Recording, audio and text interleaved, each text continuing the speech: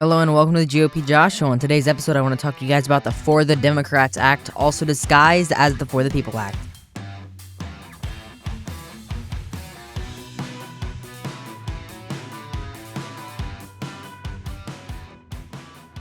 Hello and welcome to the GOP Josh Show. My name is GOP Josh.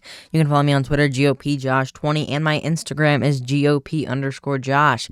What do you guys think of the new intro music? I think it's more fitting to the show. So, today I want to start the video with Nancy Pelosi is just odd. I mean, we knew this, but this is actually weird. So Pelosi took a video, or she was on a White House something or another. I don't remember exactly what it was. But she said the weirdest thing, and I'm not trying to harsh on Pelosi right now, but why? I just want to know why she would say what she said. So I'm sure you've already seen this if you're on Twitter, but I'm trying to find the video is why I'm speaking so long. But Pelosi just confused me. All right, I found the video. Here's the clip.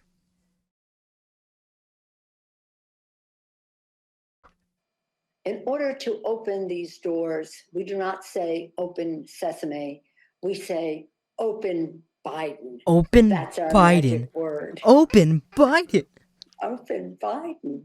I love it. So imagine if President Trump, when President Trump was in office, we would have heard Jim Jordan or Matt Gaetz or one of the Republicans in Congress, Kevin McCarthy, saying, "Open Trump, open Trump." You know how suspicious that would be?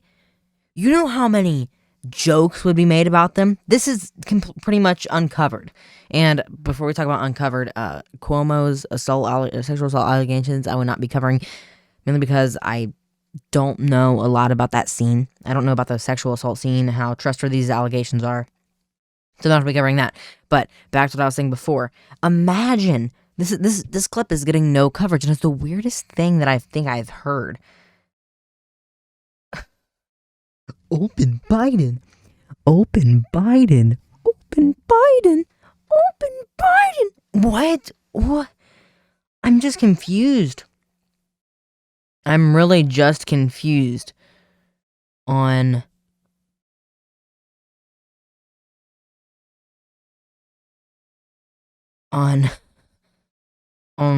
the thinking, the thought behind open Biden. Open Biden.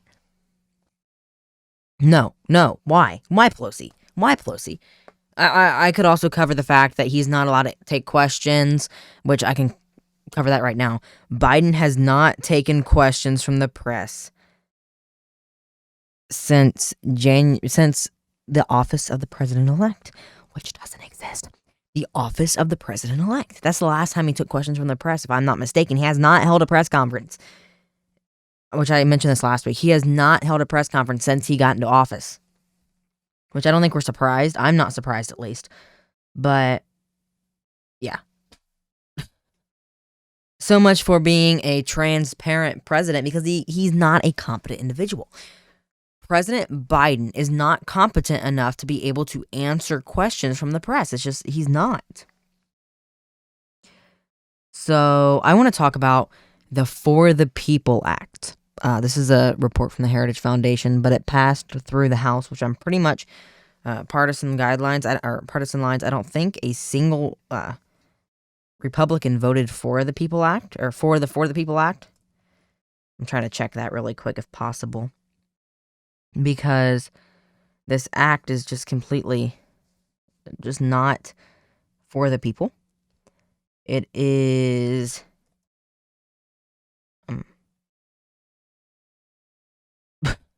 it's hilarious because it's not for the people. It's for the Democrats.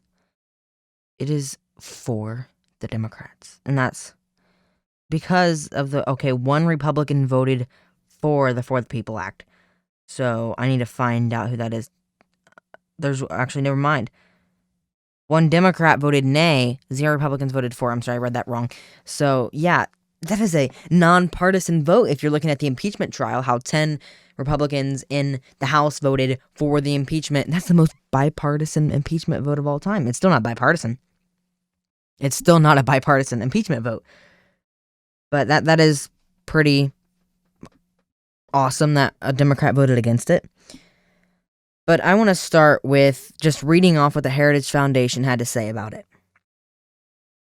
H.R. 1 would federalize and micromanage the election process administered by the states, imposing unnecessary, unwise, and unconstitutional mandates on the states and reversing the decentralization of the American election process, which is essential to the protection of our liberty and freedom. It would implement nationwide the worst changes in election rules that occurred during the 2020 election and go even further in eroding and eliminating basic security protocols that states have in place.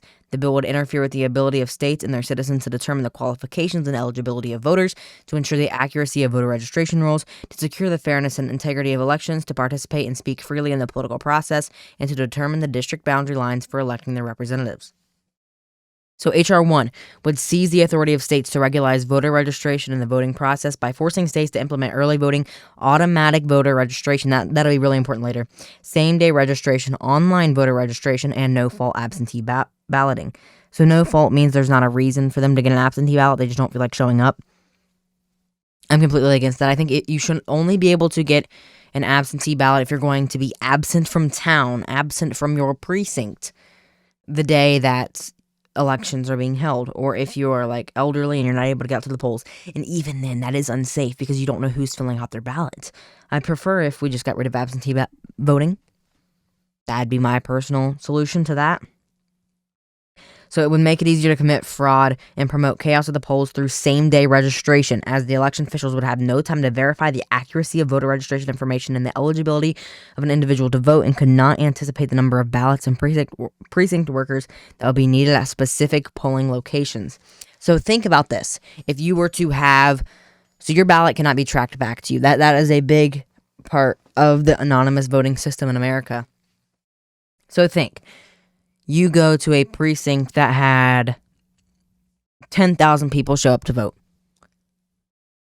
Okay, that's fine, 10,000 people. But they didn't know how many people that were going to show up, so they printed 15,000 ballots. Those 5,000 ballots are just there. One of the partisan poll workers, oh, looky here, I have a pen. Let's see. Let me just click down my pen. And, oh, Joe Biden. Oh, Kamala Harris. Oh, Nancy Pelosi. Oh, Chuck Schumer. You know, they could just, I know you can't vote for Nancy Pelosi and Chuck Schumer on the same ballot before y'all get at me. I'm just saying how easy it would be to just, AOC. And insert Democrat's name here. Ihan Omar. I accidentally filled out 5,000 ballots for Ihan Omar. Oh no, I hope she wins. You see, there is no way to prevent voter fraud if you have too many ballots. You don't know how many ballots to print out. And I think there were legitimate concerns about the integrity of the 2020 election. And this act will just make that more prominent. This For the Democrats Act will just make it easier to commit the voter fraud. Make it easier to have illegal aliens vote, to have people my age, 14, 15, 16, 17-year-olds vote. And as a member of the public school system, I can tell you it would not be a good idea to let kids my age and just until they're 18 in order to vote. It would not be a good idea because teachers could easily convince students into voting. The connection that some of these students have with their teachers is actually kind of concerning to begin with. But Republicans will never win again. And this is the goal of this act, and that's why I'm calling it the For the Democrats Act, because Republicans will never win again if this act gets passed. It won't happen. It will hurt voter turnout throughout 15 days of mandated early voting. By diffusing the intensity of the get out to vote efforts, it would raise the cost of campaigns. Voters who vote early don't have the same information as those who vote on election day, missing late breaking developments that could affect their choices. degrade the accuracy of registration lists, requiring states to automatically register all individuals as opposed to citizens from state and federal databases such as the State Department of DMV, corrections and welfare offices, and federal agencies such as the Social Security Administration, the Department of Labor, the Federal Bureau of Prisons, and the Center for Medicare and Medicaid Services of the Department of Health and Human Services. This would register large numbers of ineligible voters, including aliens, and cause multiple duplicate registrations of the same individual, and put federal agencies in charge of determining a person's domicile for voting purposes, that as well as the individual's taxing state. If you can't see a problem with this bill already, I'm not even halfway through this article. I'm not going to read the whole thing. I'm not even halfway through this article. If you can't find a problem with it already, you are not... How do I say this without sounding disrespectful? You're not thinking about it logically. If you think that allowing illegal aliens to vote in an American election is fine, then why? They aren't contributing to our society in a positive way. They aren't paying taxes. They aren't paying their fair share. They're here illegally without citizenship, but it's okay for them to vote? This would... 5 years ago in the Obama, or now it's 6 years ago. 6 years ago in the Obama administration, this wouldn't fly. And I'm probably incorrect there. I wasn't super into politics during the Obama administration, but okay, let's go back a little farther. Jimmy Carter would not have let this fly. And Jimmy Carter is a pretty Democrat person. This would not be okay in any scenario but now. Our illegal alien numbers are insanely high. Our legal citizens are put on the bottom of the bracket, and illegal aliens are above tax-paying, hardworking Americans, and that's just a fact. Illegal aliens are allowed into this country without COVID testing, and even if they are COVID tested, they're still allowed in the open. I don't remember where I heard this from. Herd immunity gets so much harder and so much more complicated when the herd keeps growing. And that's what's happening with these illegal aliens. These illegal aliens will be able to come in our country without the proper due process, vote in our elections, take our jobs, and harm our society. I'm not trying to say that every single illegal alien is a bad person, but when you look at the numbers, if they were to come here and work to get in here legally, I'm completely fine with legal immigration. But illegal immigration hurts our society. And allowing them to vote in our elections legally is completely and utterly insane. So this bill would also constitute a recipe for massive voter registration fraud by hackers and cyber criminals through online voter registration that is not tied to an existing state record, such as a driver's license. Okay, I want to go along with that because they're saying, oh, you won't need a photo ID to vote. You won't need identification to vote. What stops me from walking in there saying, my name is John Doe, and I am a 58-year-old man, and I am registered to vote here, and if not, I'll just register right now. You can't see my ID. What's stopping me? I know that I don't look like a 58-year-old man, but it's not that far out of an idea. Someone walking in to a polling place that they shouldn't be in to begin with, registering to vote under a name that isn't theirs, and voting. There isn't something to stop this in this act. Not only that, it's federalizing our elections, which is literally one of the biggest things that is in the Constitution is state legislators and state senators get to decide their election processes because they are the ones who are closest to the constituents on the ground. They're the ones that are closest to their communities. That is why state legislators are to decide their voting laws, as well as their Secretary of State. So there's a lot more of this article. I'm going to link down in the show notes below. This is a pretty long article. I'm not going to lie. And it talks about how negative this bill is. It doesn't do anything positive except for help the Democrats win. If you're a Democrat, that's pretty positive. And that's their goal, is to make sure that they win and there's no way a Republican can win again. And this is in the Senate, so Joe Manchin will be the one to pressure. We can assume that 50 Republicans are going to vote against it. Joe Manchin is the deciding vote in this factor, in this scenario. If it's a 50-50, it's getting passed. But Joe Manchin is the deciding vote in this. That's about it. Speaking of Secretary of States, I want to talk about my Secretary of State, Frank LaRose. He went on Fox and Friends and talked about this bill. I want to play that clip. Last week, House Democrats passed a sweeping election reform bill that would fundamentally change the way elections are held in every state in the United States.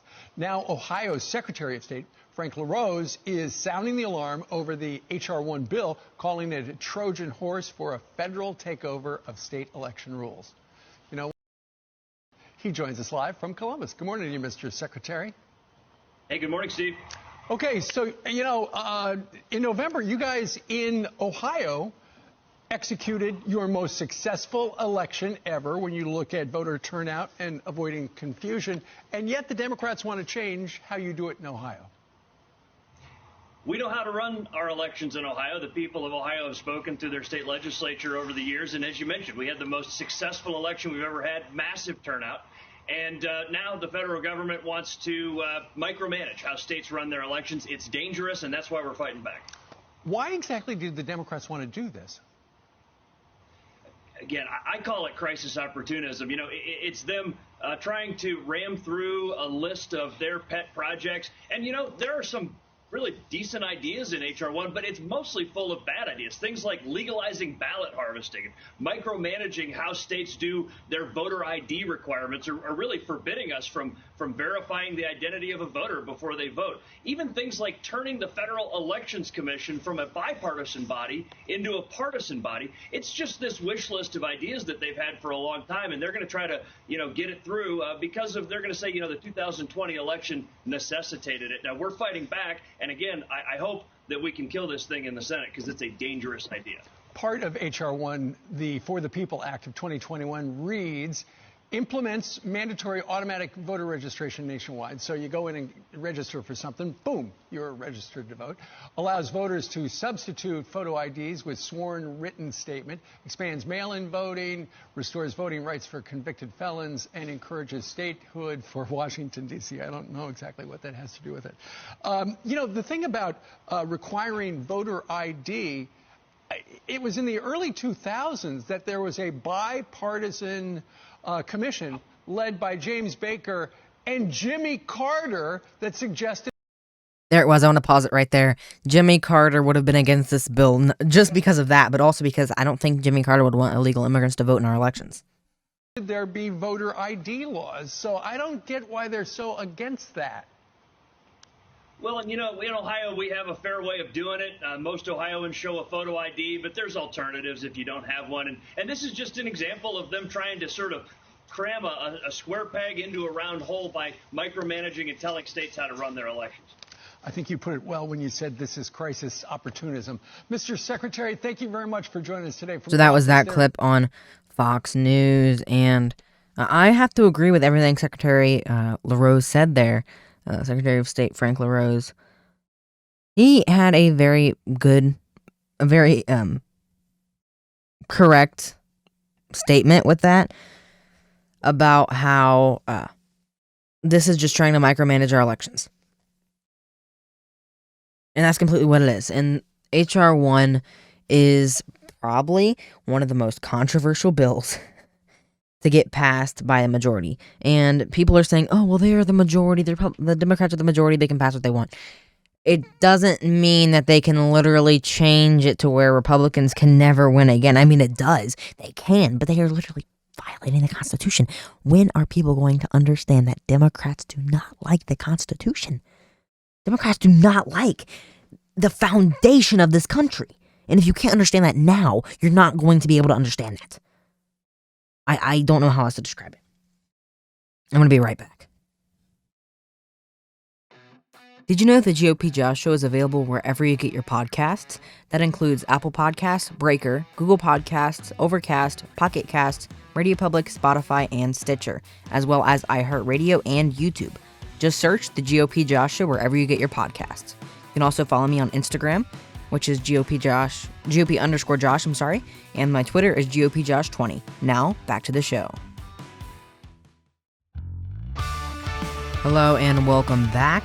This is the GOP Josh Show. So Burger King.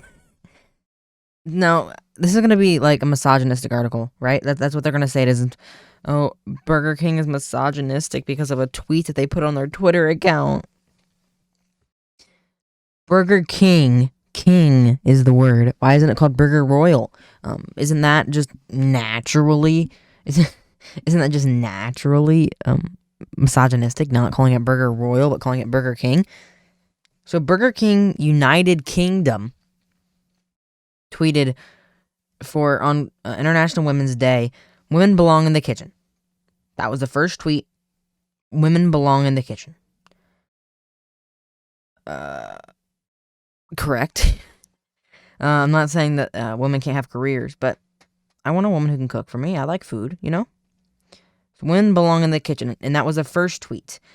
If they want to, of course. Yet only 20% of chefs are women. We're on a mission to change the gender ratio in the restaurant industry by empowering female employees with the opportunity to pursue a culinary career. Hashtag IWD, which is International Women's Day. We are proud to be launching a new scholarship program which will help female Burger King employees pursue their culinary dreams. So, I personally think that's a very good marketing move. Just saying, yeah, women belong in the kitchen. That's a good marketing move. People got so offended by that. We hear you. This is about 12 hours later. We hear you. We got our initial tweet wrong and we're sorry. Our aim was to draw attention to the fact that only 20% of professional chefs in the UK are women and to help change that by awarding culinary scholarships. We will do better next time. We decided to delete the original tweet after our apology. It was brought to our attention that there were abusive comments in the thread and we don't want to leave space open for that. Now, I don't think that gender-based scholarships is the best thing. But they deleted the tweet. That was a genius marketing campaign. It was a genius marketing campaign. And you deleted the tweet. It was getting your name out there. It was getting, if you didn't know who Burger King was already, that was pretty much like Wendy's roasting. It's a genius marketing campaign. You're going to get conservatives who kind of agree, and then you're going to get liberals who are completely upset with you, but it's promoting your account. And if they would have, promoting you, and if they would have read past that first 5-word tweet, they would have understood the context of the tweet and understood the reason behind the tweet. I am just face palming right now.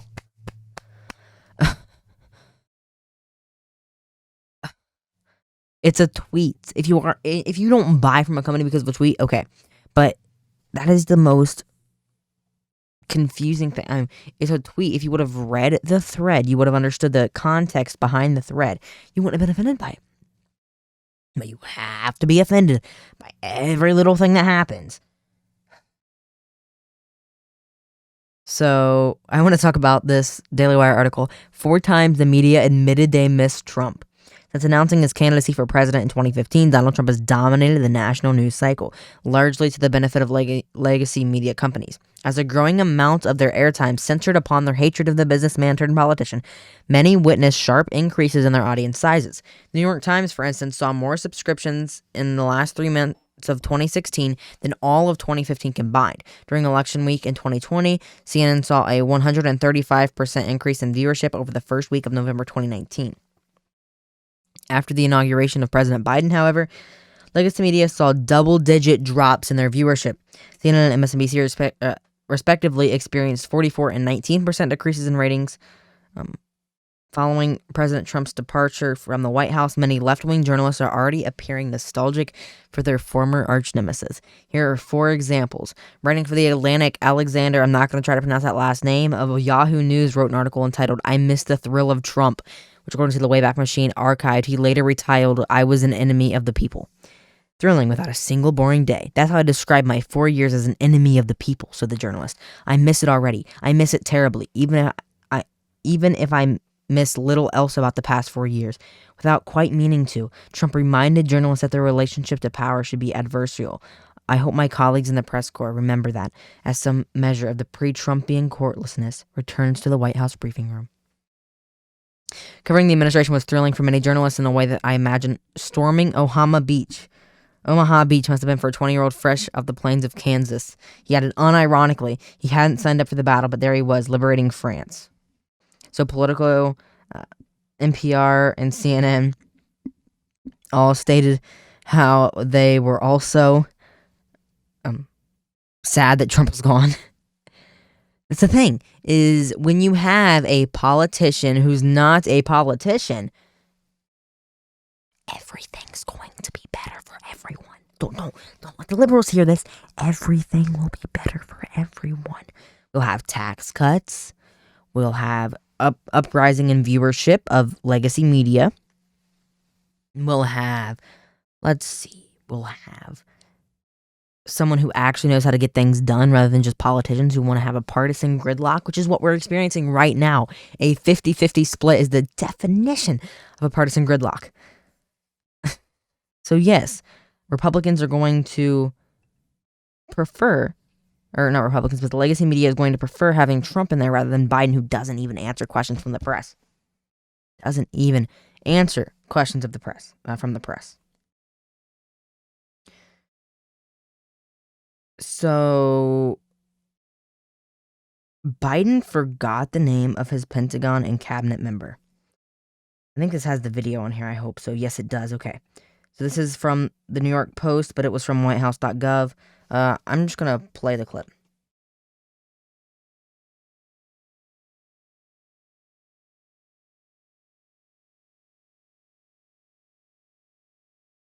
So I want to thank you both, and I want to thank the former general. I keep calling him general, but the guy who runs that outfit over there. I want to make sure we thank the guy who runs that outfit over for there. all he's done to try to implement what we've just talked about, and for recommending these 2 women for promotion. Thank you all. May God bless you all, and may God protect our troops. The secretary who runs that operation over there. The secretary who runs that operation over there. Biden, buddy, just tell us that you don't know who you're talking about.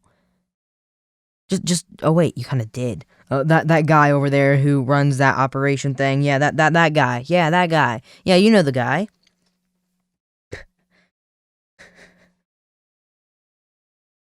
So Biden's dogs is probably the only sane part of this administration, to be honest. Dogs can't understand politics, and neither can Biden. But dogs can't understand politics. And major, this Washington Post says, nipped an agent's hand at the White House. Injury was extremely minor. No skin puncture, no bleeding. Agent continued their duties.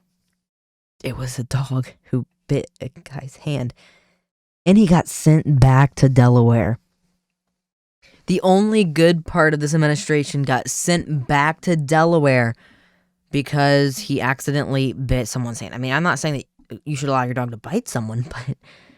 And it's supposedly coming back to the White House. It's a 12-year-old dog. It's not like you can train it not to bite someone. I don't know. I'm at a loss for words with everything that's gone on this week. I just want to give a quick overview of everything that happened that I talked about today. Open Biden. HR 1, Burger King was canceled. Biden's dogs were sent to Delaware. This was actually a really slow news week, but I seemed to be able to get almost a full episode out of it. So it was honestly a lot happened, but really nothing happened. Nothing really important happened. So I want to end this episode by talking about the $15 minimum wage that luckily wasn't snuck into the American Rescue Plan or Act or Plan or whatever it's called of 2021, which, as I'm recording this, was just passed by the Senate. Okay, so I am 14 years old, and I'm going to have to get a job one day, and I'm expecting to have to work minimum wage for my first job. I mean, I know I'm going to have to start making minimum wage once I get my first job, but if that's $15 an hour, imagine how much things are going to go up in price. They think, oh, everything's going to stay the exact same price, even if we raise the wage by double. $15 is almost double. Actually, no, it's over double. Yeah, it's over double the current federal minimum wage. And it will raise minimum wage in many states. In Mississippi, I think it's Mississippi at least, the median wage is like $14.22 an hour. The median, that is what you make on average. So that means that there are people who are making like $8 an hour. I don't know what their minimum wage is, but they can survive on that. You're not supposed to be able to survive on a minimum wage check because you're not supposed to be, I don't know, working minimum wage your entire life. I know that's how it happens sometimes, but that's not the point of minimum wage jobs. The point of minimum wage jobs is to give younger people like my age and older an opportunity to make some money and to get some work experience for their resume. That's the point of minimum wage jobs. That's the point of fast food jobs and grocery store jobs, is so people like me can get things for their resume and make some money while doing it rather than getting an unpaid internship. Because as AOC would say, experience doesn't pay the bills. So that was today's episode of the GOP Josh Show. If you enjoyed, make sure you hit that like button on YouTube. You follow if you're on any platform but Apple Podcasts, and you subscribe if you are on Apple Podcasts. Hit that 5-star rating if you can rate wherever you're at listening to this episode. And yeah, thank you very much for tuning in, and I will talk to you guys next week. See you next week, America.